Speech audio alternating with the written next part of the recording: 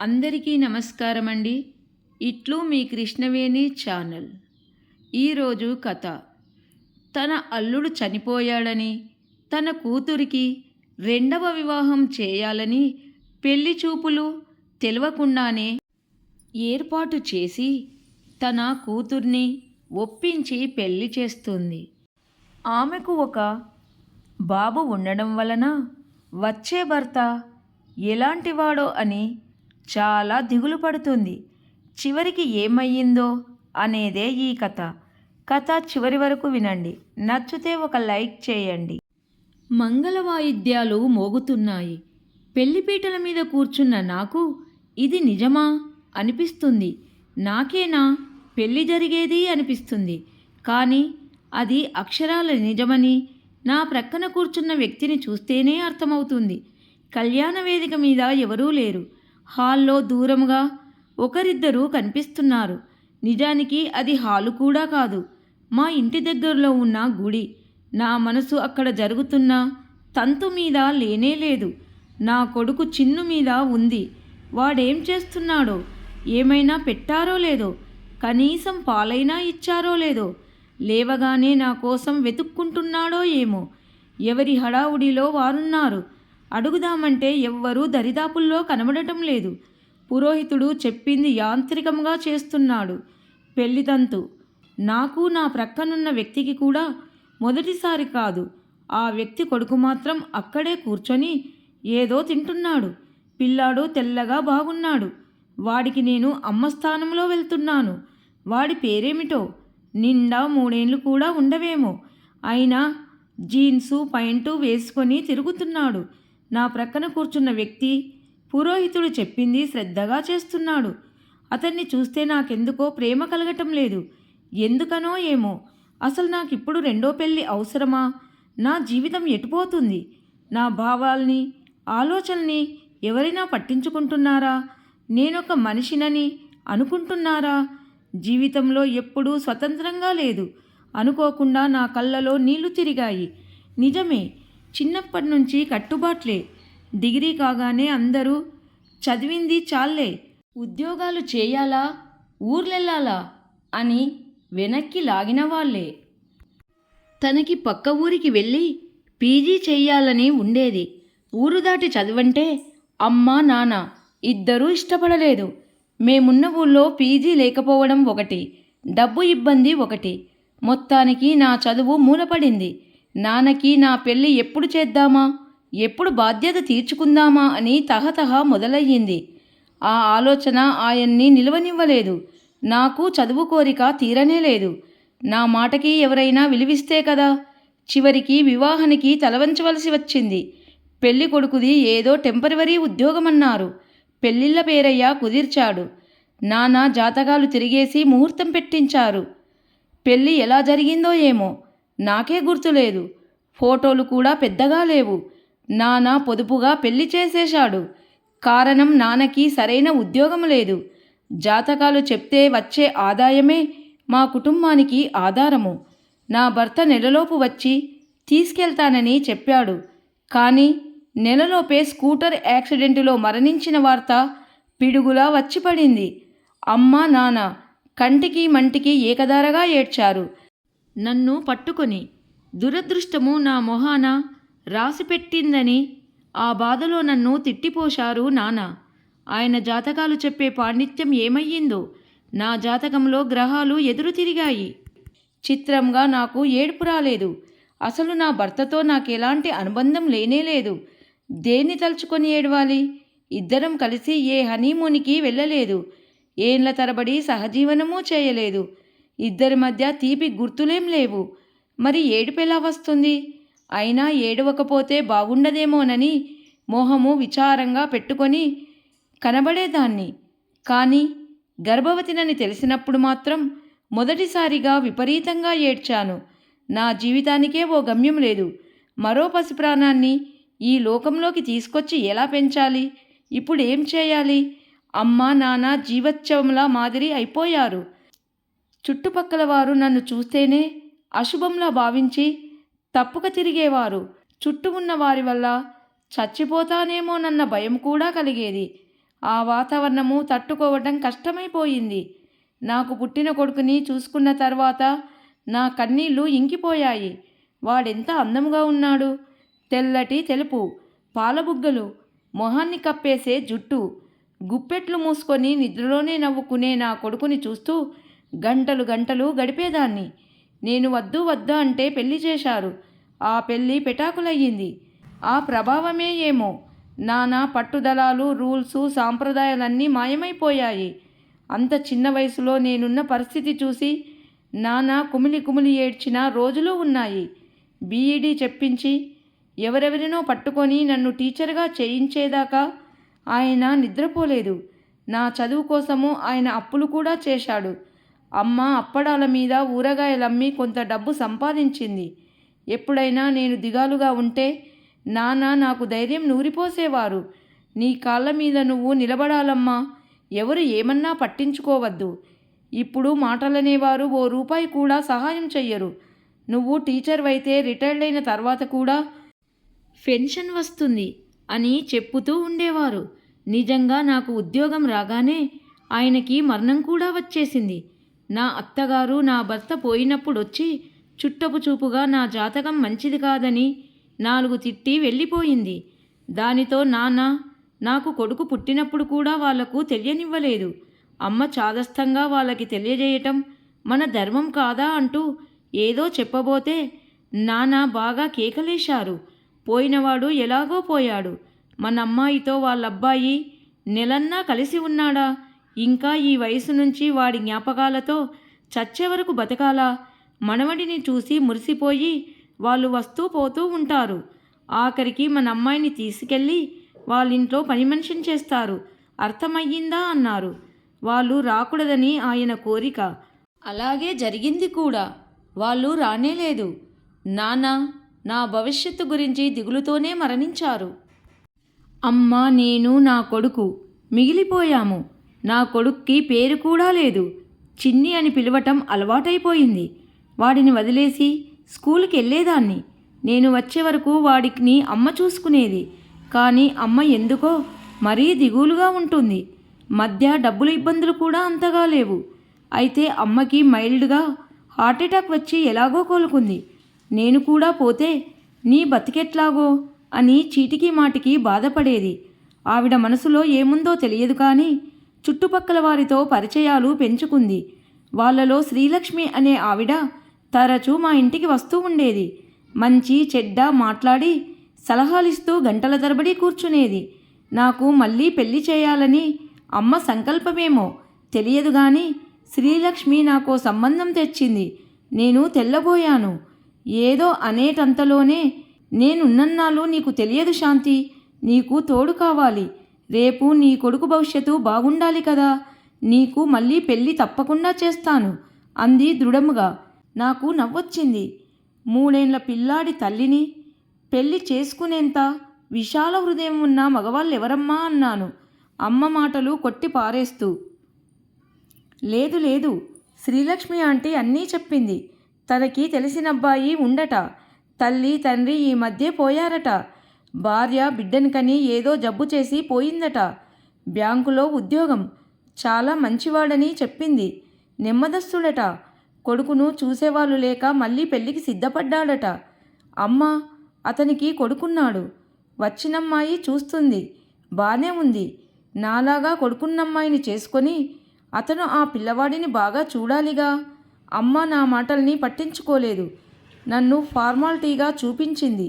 అసలు పెళ్లి చూపులని నాకు తెలియదు. అమ్మ చెప్పలేదు. ఇల్లంతా శుభ్రంగా ఉంది. ఒకరోజు స్కూల్ నుంచి వచ్చేసరికి శ్రీలక్ష్మి ఆంటీ కూర్చొని ఉంది. మరో కొత్త వ్యక్తి కనబడ్డాడు. ఎవరో కొత్త వ్యక్తి అనుకున్నాను. కానీ పెళ్లి కొడుకన్నా ఆలోచన రాలేదు. నేనంత పరిశీలనగా చూడనే లేదు. అసలు నా అవతారమే భయంకరంగా ఉంది. స్కూల్లో వాగి వాగి బాగా అలసిపోయి ఉన్నాను. రేగిపోయిన జుట్టు, పసుపు ఎరుపు కలిసిన కాటన్ చీర, జిడ్డు కారుతున్న మొహము. అమ్మ ఏదో చెబితే నమస్కారం అని చెప్పి గదిలోకి వెళ్ళిపోయాను. అతను నన్ను ఏ ప్రశ్నలు అడగలేదు. వెళ్ళిపోయాడు. అతనే పెళ్ళికొడుకని అమ్మ తర్వాత చెప్పింది. తెల్లమొహము వేశాను నేను. తర్వాత స్కూల్ ఇన్స్పెక్షన్. ఆ హడావుడిలో అన్ని విషయాలు మర్చిపోయాను. ఈలోపు అమ్మ నా పెళ్ళికి ముహూర్తం పెట్టించేసింది. అబ్బాయి ఇష్టపడ్డాడు చాలు. ఈ రోజుల్లో ఓ బిడ్డ తల్లిని చేసుకోవటానికి ఎవరు ఇష్టపడతారు చెప్పు అంటూ నాకు నచ్చచెప్పటం మొదలుపెట్టింది. మొదటిసారిగా అమ్మతో ఘర్షణ పడ్డాను. నాకు ఎన్నో అనుమానాలు. నన్ను చేసుకుంటాడు నిజమే, నా బిడ్డను కూడా చూడాలిగా ప్రేమగా.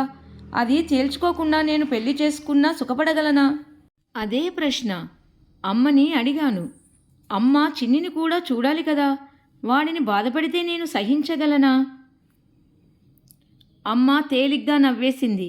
వాడి గురించి దిగులు నీకెందుకు? అతను చూసినా చూడకపోయినా నేను లేనా?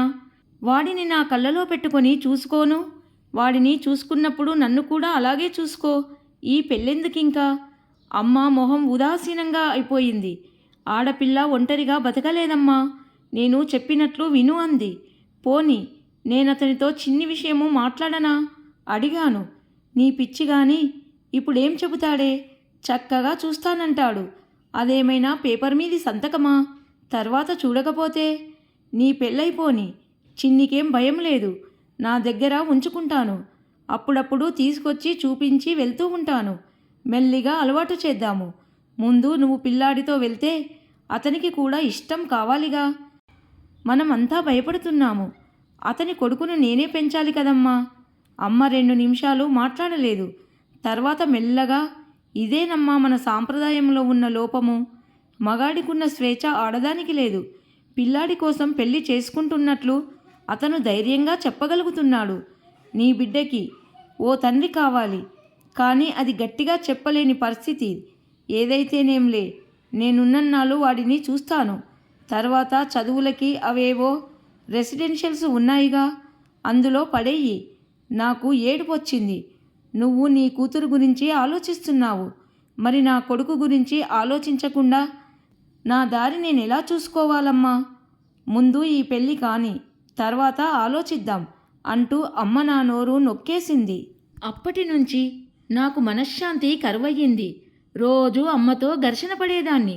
భూమి గుండ్రంగా ఉన్నట్లు నా పెళ్ళి దగ్గరకు వచ్చి సంభాషణ ఆగిపోయేది. కోపం వచ్చి అన్నం కూడా మానేసేదాన్ని. అమ్మ అదేమీ పట్టించుకోకుండా పెళ్లి ఏర్పాట్లో పడిపోయింది. పెళ్లి ముహూర్తం సమీపిస్తుంది. ఎంత సింపుల్గా అనుకున్నా మేళాలు తప్పలేదు. నా మనసంతా చిన్ని చుట్టూ తిరుగుతుంది. వాడిని పెళ్లికి తీసుకురావడానికి ఇష్టపడలేదు అమ్మ. వద్దంటున్నా వినకుండా తెలిసిన వాళ్ళింట్లో అట్టిపెట్టింది.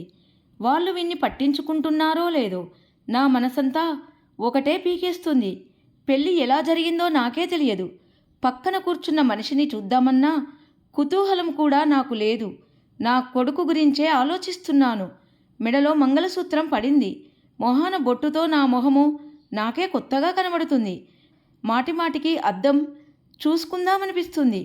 పెళ్లి కార్యక్రమాలు కాగానే నా భర్త సెలవు లేదని బ్యాంకులో ఇన్స్పెక్షన్ అని వెళ్ళిపోయాడు. త్వరలో వచ్చి తీసుకెళ్ళిపోతానని అమ్మతో చెప్పాడు. ఆ రోజు సాయంత్రము చిన్నిని కాళ్ళ మీద ఉయ్యాల ఊపుతున్నాను. వాడు చిన్న బనీను వేసుకున్నాడు. వాడు నాకు ప్రతి నిమిషము ముద్దుగానే ఉంటాడు. అమ్మా నువ్వు బాగున్నావు అన్నాడు ఉన్నట్టుండి వాడు. నేను వాడిని గాఢంగా ముద్దు పెట్టుకున్నాను. అమ్మా నువ్వెక్కడికైనా వెళ్తావా? నేను అమ్మమ్మ దగ్గర ఉండాలా? వాడు పెద్ద ఆరిందలా అడిగాడు. నాకు ఆశ్చర్యం వేసింది. అమ్మ వీడిని అప్పుడే మానసికంగా ప్రిపేర్ చేస్తుందన్నమాట. నిన్ను వదిలి నేనెక్కడికి వెళ్తాను? నువ్వు కూడా వస్తావు అన్నాను దృఢముగా. అమ్మ అక్కడే ఏదో సర్దుతుంది. నువ్వలా నేర్పకు. నా దగ్గర ఉంచుకునేందుకు వాడిని సిద్ధం చేస్తున్నాను. కొన్నాళ్ళవ్వని నేను తీసుకొస్తానని చెప్పాగా అంది విసుగ్గా. అబ్బాయి నిన్ను ఎల్లుండి తీసుకెళ్తాడట అంది మళ్ళీ. ఎల్లుండేనా? అవును. ఆడదిక్కులేని ఇల్లు ఎన్నాళ్ళుంటాడు? నువ్వు స్కూల్కి వెళ్ళటానికి అక్కడి నుంచి కూడా వీలేనట. సిటీ బస్సు సౌకర్యం కూడా ఉందట. నేనేమీ వినలేదు. చిన్నితో క్యారమ్స్ ఆడుతూ కూర్చున్నాను. వాడికి ఇంకా చేత కాదు. స్ట్రైకర్తో కైన్ని కన్నం దాకా తోసుకొస్తాడు. చిన్నిని వదిలి వెళ్ళాలంటే క్షోభగా ఉంది నా మనసు. పోని అతనితో ముందే చెప్పేస్తా చిన్నితో సహా వస్తానని. ఏదో జంకు నన్ను వెనక్కి లాగుతుంది. ఒక వివాహము దెబ్బతిన్న కారణంగా వచ్చిన భయమా ఇది? ఏమో, ఈ భయపడే జబ్బు నాకేనా? ప్రతి భార్యకి ఉంటుందా? భర్తకి ప్రతి విషయంలోనూ ఎస్ బాస్ అనకూడదని తోటి టీచర్లతో వాదించే నేను ఇవాళ నా కొడుకు నాతోనే ఉంటాడని అడగటానికి సంకోచిస్తున్నాను. అతని మనసులో మాటేమిటో తెలియదు. అతను నా కొడుకును చూసే ఉంటాడు, కానీ ఏ అభిప్రాయమూ చెప్పలేదు, దగ్గరికి పిలవలేదు, ప్రేమగా ఆప్యాయంగా పేరన్నా అడగలేదు. రేపు వాడి భవిష్యత్తు ఏమిటి? ఎలా ఉండబోతుంది? ఇది నా మనసును వేధిస్తున్న ప్రశ్న. నువ్వు ప్రతి ఆదివారం వచ్చి చిన్నితో గడపొచ్చు. ఎక్కడో దూరాన ఉన్నాడని బాధపడ అక్కర్లేదు. అమ్మ తన కూతురి గురించి తాపత్రయపడుతుంటే నేను నా కొడుకు గురించి తాపత్రయపడుతున్నాను. వాడికి అమ్మ ప్రేమను ఇప్పటినుంచే దూరం చేయాలా అనుకున్నా. ఎల్లుండి గిర్రున తిరిగొచ్చింది. అమ్మ 2 సూట్ కేసులు, ఓ బుట్ట రెడీ చేసింది. నాన్న ఐరానపడి పచ్చళ్ళు, ఏవో తినుబండారాలు, చలిమిడి అన్నీ చేసింది. నా భర్త అన్న టైంకి వచ్చేశాడు. అతనితో పాటు ఇంకెవ్వరూ రాలేదు. తల్లి తండ్రి లేరు. బంధువులో ఉన్న ఆడపిల్లని చేసుకొనన్నాడని అందరూ దూరమయ్యారు.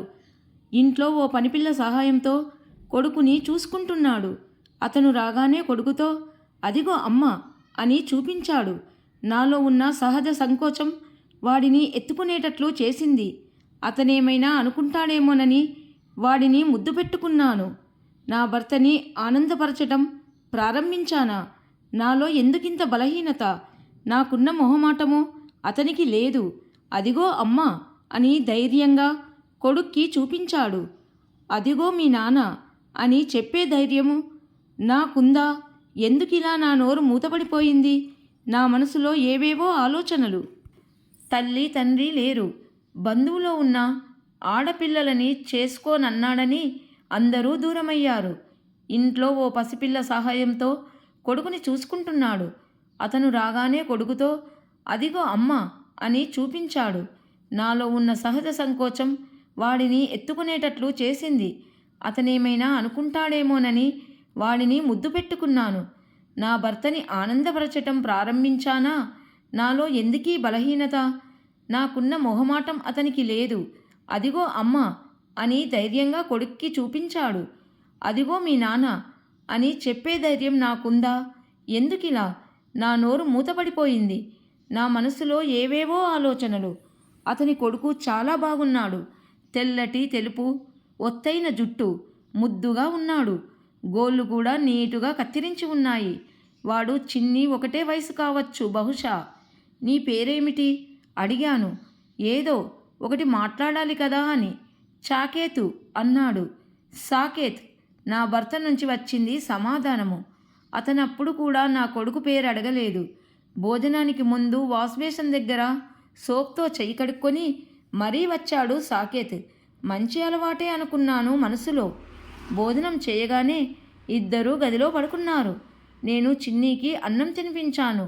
ఎలాగో ఏడుపు ఆపుకొని కళ్ళు తుడుచుకున్నాను. మెల్లగా దొడ్లోకి తీసుకెళ్ళి నాన్న అమ్మమ్మని ఏడిపించకుండా వేళకి అన్నం తినేయు, అల్లరి చేయకు, నేను మళ్ళీ వచ్చి నిన్ను తీసుకెళ్ళిపోతాను అని వాడికి ఏవేవో చెప్పాను. వాడు ఏవో చేగోడీలు తింటున్నాడు. వాడికేం తెలుస్తుంది నా బాధ? అన్నిటికీ తలూపుతున్నాడు. వాడిని విడిచి ఇప్పటిదాకా ఒక్కరోజు కూడా లేను. వాడుండగలడా? నేను ఉండగలనా? అమ్మా, మన ఇంటికి వచ్చినాయన పేరేమిటి? పేరా అనుకున్నాను. నాకే గుర్తులేదే. కమలాకర్రావో ఏదో కమల్ అంటారట చెప్పాను వాడికి. నేను ఫ్రెష్ అప్ అయి వచ్చేసరికి చిన్ని సాకేత్ టీవీలో డిస్కవరీ ఛానల్ చూస్తున్నారు. అమ్మా, వీడికి కూడా టీవీలో ఇదే ఇష్టమంట. చిన్ని సంతోషంతో ఉక్కిరిబిక్కిరవుతున్నాడు. వాడు వీడు అంటే కమల్ ఏమనుకుంటాడోనని భయపడ్డా. కానీ అతను మౌనంగా టీవీ చూస్తున్నాడు. బహుశా ఎక్కువ మాట్లాడడు అనుకుంటా. మర్యాదకైనా చిన్నిని పలకరించవచ్చు కదా. ఏమిటి మనస్తత్వం? నా కొడుకుని ఎప్పుడు కావాలంటే అప్పుడు చూసుకోగలనా? ఆలోచిస్తూనే రెడీ అయిపోయాను. కమల్ ఎప్పుడు రెడీ అయ్యాడో తెలియదు. వరండాలో పచార్లు చేస్తున్నాడు. అతను కారు పిలిపించాడు. సూట్ కేసులో పెట్టాము. అమ్మ చాదస్తంగా డిక్కీ అంతా సామాను నింపింది. నా మొహంలో సంతోషం లేదు. కొత్త కాపురానికి, కొత్త జీవితానికి స్వాగతం పలుకుతున్నానా అన్న ఆనందమూ లేదు. చిన్ని ఒంటి మీద చొక్కా కూడా లేదు. బనీనుతోనే ఉన్నాడు. చిన్ని అమ్మ గేటు దగ్గర నిలబడ్డారు. నేను కారు దగ్గరికి అడుగు వేశాను. సడన్గా అతను వెనక్కి తిరిగి చూసి మొహం చిట్లించాడు. నా వంక కోపంగా చూశాడు. నాకు అర్థం కాలేదు. ఏమిటిది అన్నాడు తీవ్రంగా. అమ్మ భయపడిపోయింది. ఏమయ్యింది బాబు అంది కంగారుగా. చిన్నిని రెడీ చెయ్యలేదేం? వాడు రావటం లేదా? అంతే తీవ్రంగా అడిగాడు. అమ్మా నేను మొహాలు చూసుకున్నాము. ఒక్క క్షణం ఏం మాట్లాడాలో తెలియలేదు. మీది కొత్త కాపురం కదా బాబు, వాడిని నా దగ్గర ఉంచుకుందామని. అయితే సాకేతను కూడా ఉంచుకుంటారా? కొత్త కాపురం కదా, వాడు మాత్రమో దేనికి? అమ్మ తెల్లబోయింది. ఏమీ మాట్లాడలేదు. మీరు ఇలా చెయ్యొచ్చా? చిన్ని తల్లిని విడిచి ఉండగలడా? నువ్వైనా వాడిని వదిలి ఎందుకొస్తున్నావు శాంతి? ఉండగలవా? లేకపోతే నా కొడుకులో నీ కొడుకుని చూసుకుంటూ గడిపేస్తావా సినిమాల్లో మాదిరిగా? నాకు కళ్ళలో నీళ్లు తిరిగాయి. కానీ ఏమీ మాట్లాడలేకపోయాను. నా కొడుకుని చూడాల్సిన బాధ్యత నీకెంత ఉందో చిన్నిని చూడవలసిన బాధ్యత కూడా నాకు అంతే ఉంది. మన పెళ్ళి ఎప్పుడయ్యిందో అప్పటి నుంచే మనకు 2 పిల్లలు. వాళ్ళు అన్నాదమ్ములు. మనము లేకపోయినా వాళ్ళిద్దరూ ఒకరికొకరు తోడు. గుర్తుపెట్టుకో. వాడిని 5 నిమిషాల్లో రెడీ చెయ్యు. చిన్ని అన్నయ్య వేసుకున్న లాంటి జీన్స్ వేసుకొని కారెక్కు త్వరగా అన్నాడు. చిన్నికి ఏమర్థమయ్యిందో తూనీగలా రెడీ అయి వచ్చాడు. నా భర్త వాడిని ఎత్తుకొని కారులో కూర్చోబెట్టాడు. అమ్మ కండ్ల నిండా నీళ్లతో నమస్కరించబోతుంటే అతను వారించాడు. మీరు కూడా రండి అన్నాడు. అమ్మ తర్వాత వస్తానంది. అందరం కారులో కూర్చున్నాము. మా మధ్యలో మా పిల్లలిద్దరూ. నా చెయ్యి సాకిత్ మీద, నా భర్త చెయ్యి చిన్ని మీద ఉన్నాయి. ఆగిపోతుంది అనుకున్న నా గుండె తిరిగి ఉత్సాహంగా పనిచేయడం మొదలుపెట్టింది. భవిష్యత్తును తలుచుకుంటూ. కథ సమాప్తం. నచ్చితే లైక్ చేయండి. అందరికీ ధన్యవాదములు.